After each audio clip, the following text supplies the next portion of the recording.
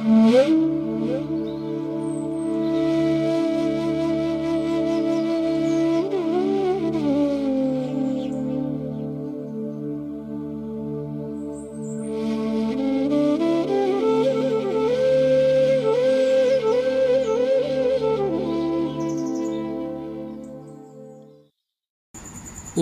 জননীং শারদাং দেবীং রামকৃষ্ণং জগদ্গুরুং পাদপদ্মে তয়ো শ্রিত্বা প্রণমামি মুহুর্মুহু। নমস্কার। শ্রী শ্রী ঠাকুর, শ্রী শ্রী মা এবং স্বামীজি মহারাজের রাতুল চরণে ভুলুণ্ঠিত প্রণাম জানিয়ে আজ জগজ্জননী মহামায়া শ্রী শ্রী মায়ের চরণে আর একবার বিশেষ করে প্রণাম জানাই। কারণ আজকে সেই ফলহারিণী কালী পূজা, ষোড়শী পূজা। এই পবিত্র দিনে আমরা যেন জগজ্জননী মায়ের কাছে হৃদয়ের সমস্ত ভক্তি উজাড় করে প্রার্থনা করতে পারি, মা, মাগো, তুমি আমার রোগ, শোক, তাপ, পাপ এবং সমস্ত কুমতিগুলোকে ধুয়ে মুছে দাও। ত্রিভুবনের সার স্বরূপা, ধরণীর কণ্ঠের হার স্বরূপ মা, তুমি যে আমার একমাত্র গতি। গতিস্তং গতিস্তং তমেকা ভবানী। তাই আজকের এই পুণ্য দিনে আমরা সেই ষোড়শী পূজার তাৎপর্য নিয়ে স্মরণ মনন করব। আমরা প্রত্যেকেই জানি যে বিশ্ব প্রবাহের যে মহাশক্তি চলছে, সেই মহাশক্তির মূল উৎসটি নানান মুনি ঋষি সাধনা করে উপলব্ধি করেছেন এবং সেই সাধনার সমীক্ষান্ত উপলব্ধি হয়েছে যে একই বস্তুর দুটি ভিন্ন প্রবাহ মাত্র। মূল মহাশক্তির চৈতন্য ভাবকে বলা হয়েছে শিব এবং ক্রিয়াভাবকে বলা হয়েছে শক্তি।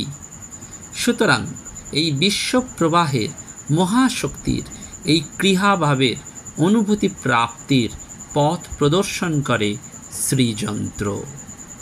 এটি সচ্চিদানন্দ মহাশিবের বিশ্রামস্থল। এই যন্ত্র চৈতন্য হলে এতে ক্রিয়াশক্তি শ্রী মহাবিদ্যার স্বতঃস্ফুরণ হয়, স্পন্দন হয়। এতেই শিব এবং শিবা সংযুক্ত রূপে উপাসিত। আদি শঙ্করাচার্য বলেছেন যে শ্রীযন্ত্রে শিব এবং শক্তির 5 রকম সাম্য ভাবের দর্শন সম্ভব।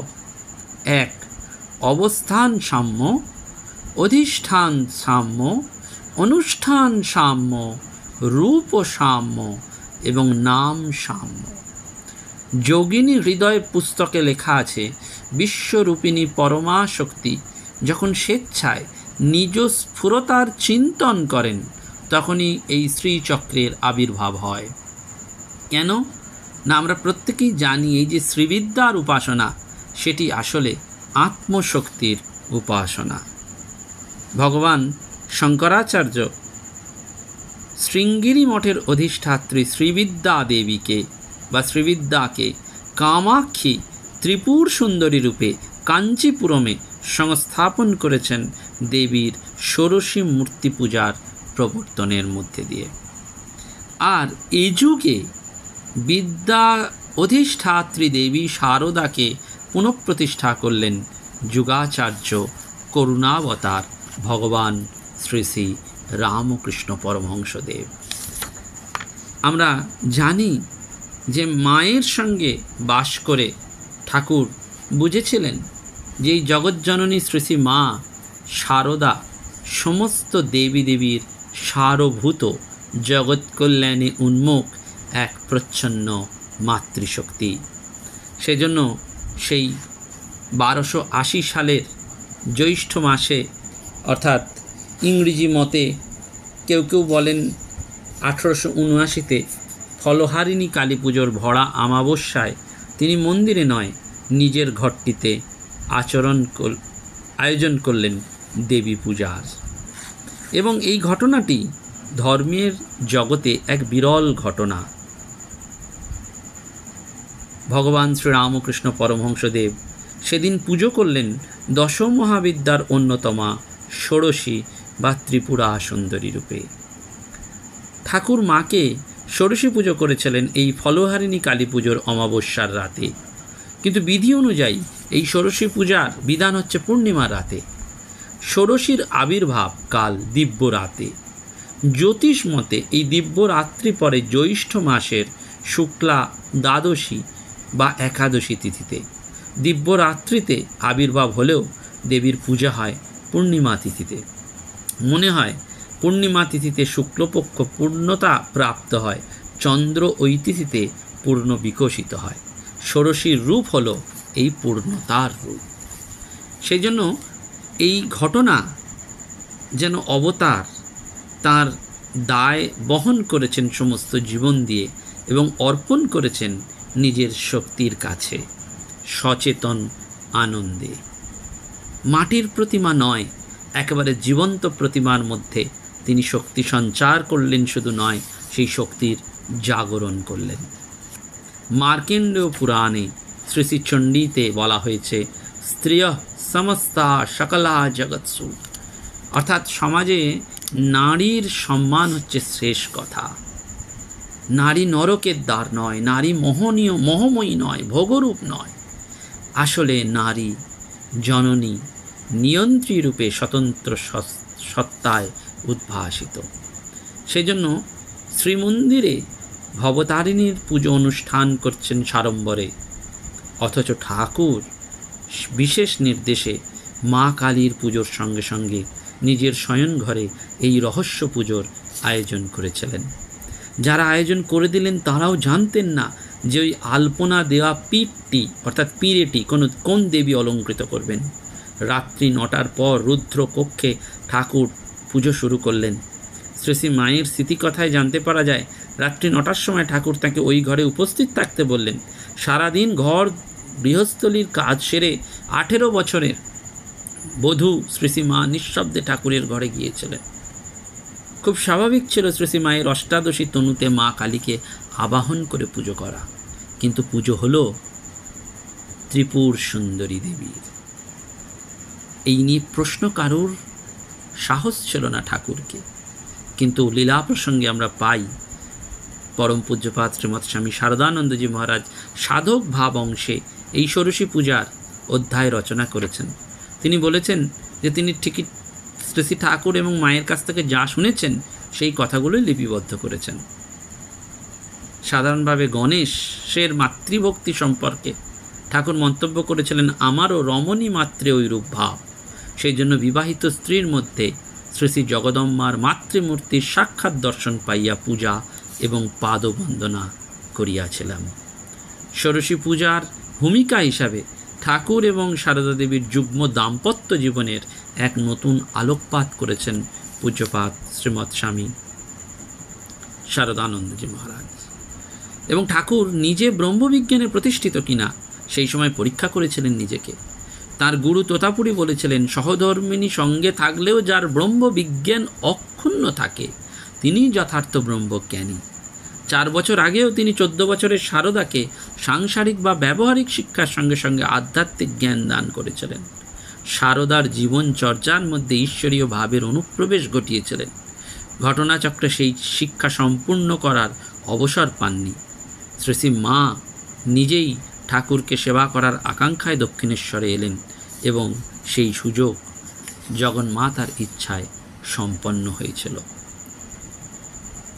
শ্রী শ্রী মা পরে বলেছিলেন, সে যে কি অপূর্ব দিব্যভাবে ঠাকুর থাকতেন তা বলে বোঝাবার নয়। কখনো ভাবের ঘরে কত কি কথা, কখনো হাসি, কখনো কান্না, একেবারে সমাধিস্থ হয়ে যাওয়া।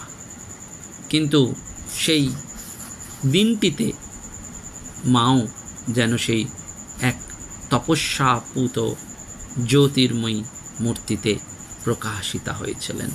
সেজন্য আমরা সেদিনের সেই ঘটনা যত মনে মনে মানস নেত্রে স্মরণ করি ততই আমাদের মন পবিত্র হয়ে যায়।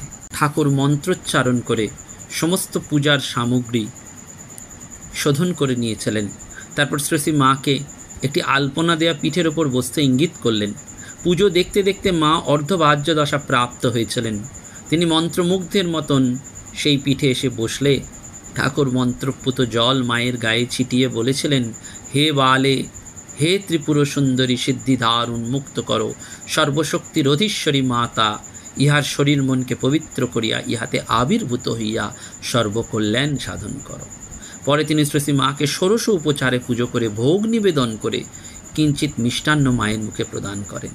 ওই সময় শ্রী মা সমাধিস্থ অবস্থায় ছিলেন এবং ঠাকুরও মন্ত্র উচ্চারণ করতে করতে সমাধিস্থ হয়েছিলেন।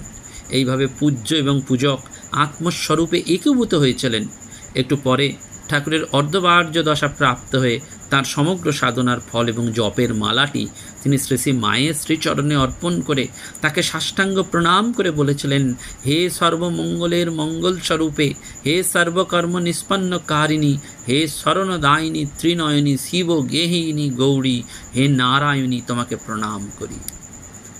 যেন ঠাকুরের সাধনার পরিসমাপ্তি ঘটেছিল, আর জগজ্জননী শ্রী মায়ের অবগুণ্ঠনের আড়ালে যে মহাশক্তি সুপ্ত ছিল তার বোধন হলো, জাগরণ হলো। ফলে ঠাকুরের লীলা সংবরণের পর শ্রী মা যুগাবতারের যে জীবন ব্রত সেটি পালন করলেন গুরু, ইষ্ট এবং সংঘজননী হিসাবে। শ্রী মা তাই নিজের সম্পর্কে বলেছিলেন, লোকে বলে কালী। জনৈক ভক্ত জানতে চেয়েছিলেন যে মা স্ত্রীলোকের মতন রুটি বেলছেন, ঘরকন্যার কাজ করছেন, এ কি মায়া? সঙ্গে সঙ্গে মা উত্তর দিয়েছিলেন, মায়া বই কি, মায়া না হলে আমার এ দশা কেন? আমি বৈকুণ্ঠে নারায়ণের পাশে লক্ষ্মী হয়ে থাকতুম। ভগবান নরলীলা করতে ভালোবাসেন। তোতাপুরীর কাছে সন্ন্যাস গ্রহণ করে ভগবান শ্রী রামকৃষ্ণ পরমহংসদেব শ্রীকুলের অন্তর্ভুক্ত হলেন, আর পুরী সম্প্রদায়ের পীঠাধিষ্ঠাত্রী দেবী হলেন কাঞ্চিপুরমের ষোড়শী, তাঁকেই বলা হয় শ্রীবিদ্যা। তন্ত্র সাধনকালে ঠাকুর ত্রিপুর সুন্দরী দেবীর রূপ সৌন্দর্য দেখে বলেছিলেন যে ষোড়শী বা ত্রিপুরা মূর্তির অঙ্গ হইতে রূপ সৌন্দর্য গলিত হইয়া চতুর্দিকে পতিত ও বিচ্ছুরিত হইতে দেখিলাম। এই যে শ্রীবিদ্যা, এই শ্রীবিদ্যার উপাসনা হচ্ছে আত্মশক্তির উপাসনা।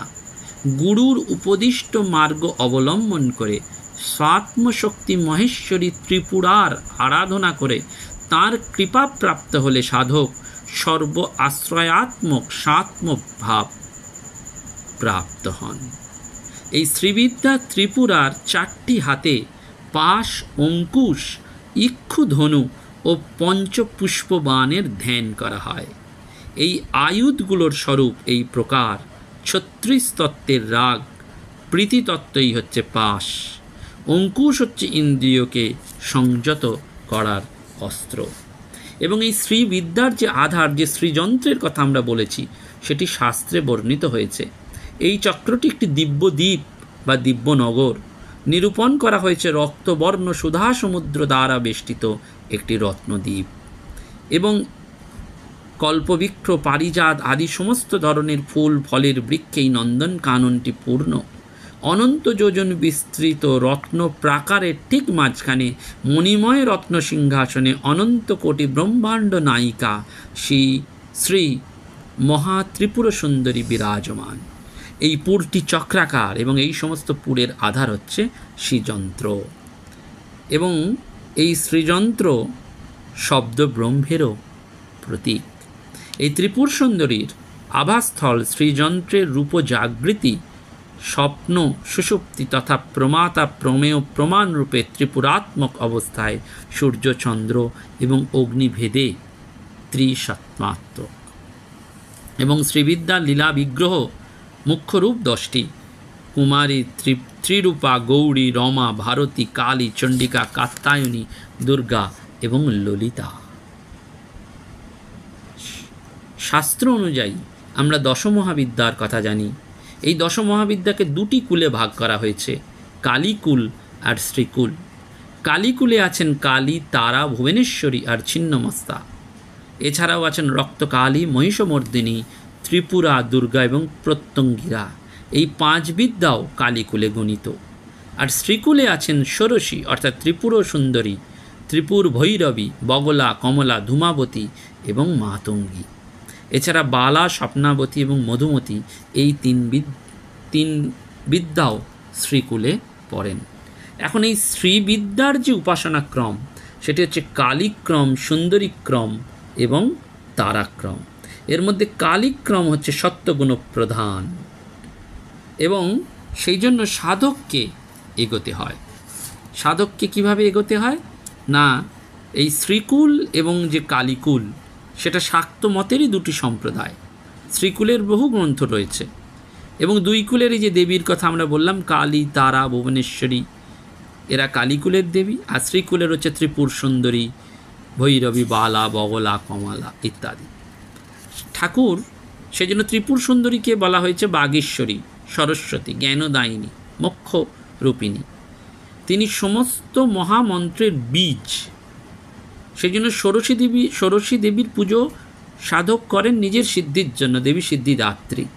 ঠাকুর নিজের সিদ্ধির জন্য করেননি, তার এই ষোড়শী পুজো কালীকুল থেকে শ্রীকুলে অনায়াস গমন।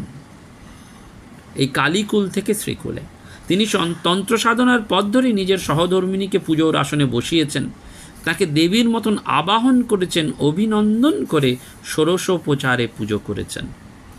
অর্থাৎ এইটি যেন একটা যাত্রা। এবং এই ত্রিপুর সুন্দরীর পুজো সম্পর্কে বলা হয়, পরমহংসদেবের জীবনে এই পুজোটি গুরু পরম্পরায় প্রাপ্ত। আচার্য শঙ্করের আবির্ভাব হয়েছিল, সনাতন বৈদিক ধর্মকে তিনি প্রতিষ্ঠা করেছিলেন এবং তিনি পণ্ডিত মণ্ডন মিশ্রকে তর্কে পরাজিত করেন। তার মধ্যস্থতা করেছিলেন মণ্ডনের পত্নী উভয় ভারতী। অসাধারণ শাস্ত্রজ্ঞানের জন্য তাকে সরস্বতীর অবতার বলে সম্মান করা হয়।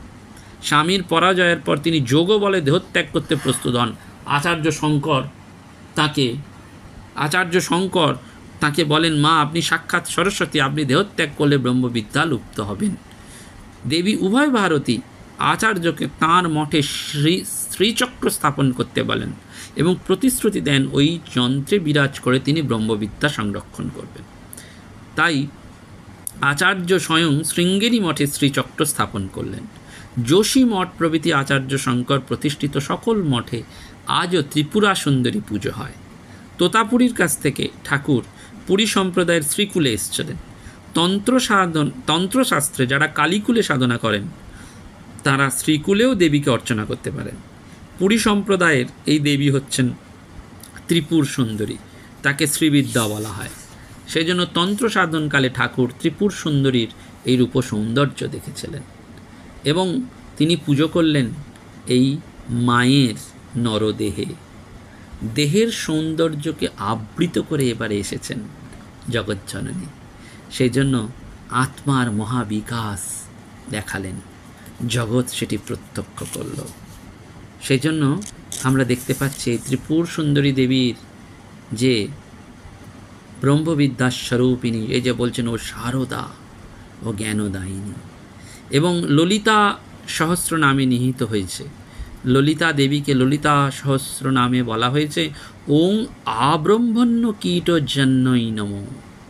শ্রী মাকে একজন সন্ন্যাসী সন্তান জিজ্ঞেস করছেন, এই পিঁপড়ে দেখিয়ে তুমি কি ওরও মা? মা বলছেন হ্যাঁ। সেজন্য মা করুণায় ভালোবাসায় আত্মহারা হয়ে তাদের দীক্ষা দিতেন, মুক্তি দিতেন। রাত্রে তিনি নিদ্রাহীন হয়ে প্রার্থনা জানাতেন, আমাদের জন্য জপ করতেন, সকলের জন্য। এই ষোড়শী বা ত্রিপুর সুন্দরীর একটি মন্ত্রের নাম ত্রিকূট মন্ত্র। বাঘ, ভবকূট, কাম ও রাজকূট এবং শক্তিকূট, এই তিনটি অংশ মিলিয়েই হচ্ছে ত্রিকূট মন্ত্র। বাঘ ভবকূট দেবীর জ্ঞানময়ী সত্তা। বাঘ বা জ্ঞানের অধিষ্ঠাত্রী দেবী হচ্ছেন শারদা সরস্বতী। ঠাকুর বলছেন না, ও শারদা সরস্বতী। আর মা ছিলেন ঠাকুরের কাছে আদ্যাশক্তির জ্ঞানরূপা প্রকাশ। আর কামরাজকূট সেটা হচ্ছে দেবীর ইচ্ছাময়ী শক্তির প্রকাশ, অর্থাৎ ইচ্ছার অধিষ্ঠাত্রী দেবী কালী। শ্রী মাকে ঠাকুর ভবতারিণীর সাথে অভিন্ন জ্ঞান করেছেন। আর শক্তিকূট দেবীর হচ্ছে ক্রিয়াময়ী সত্তার প্রকাশ। ক্রিয়া বা সংহারের অধিষ্ঠাত্রী দেবী হচ্ছেন বগলা বা দুর্গা। স্বামীজি বলছেন মা সম্পর্কে বগলার অবতার, সরস্বতী মূর্তিতে তিনি আবির্ভূতা। মা নিজেও তার বগলার স্বরূপের কথা বলেছেন। অর্থাৎ এই ত্রিকূট মন্ত্রের অধিষ্ঠাত্রী দেবী হলেন মা শারদা স্বয়ং।